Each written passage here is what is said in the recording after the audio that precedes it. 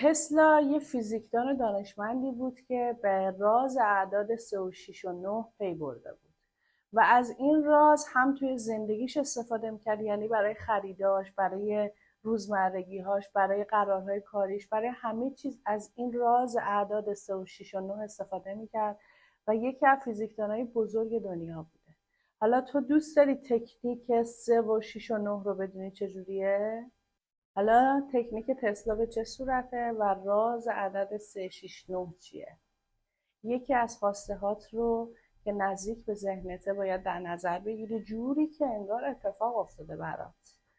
3 بار صبح، 6 بار ظهر و 9 بار شب قبل از خوابت این خواسته رو مینویسی، طوری مینویسی که انگار همین الان بهش رسیدی و معجزات اعداد 3 و 6 9 به راحتی برات معلوم میشه و میبینی که فیزیک و علم فیزیک و جادوی متافیزیک چه کاری با زندگیت انجام میده.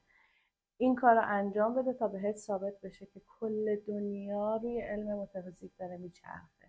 برای دوستاتم بفرست که اونام بتونن به راحتی از این تکنیک استفاده کنن.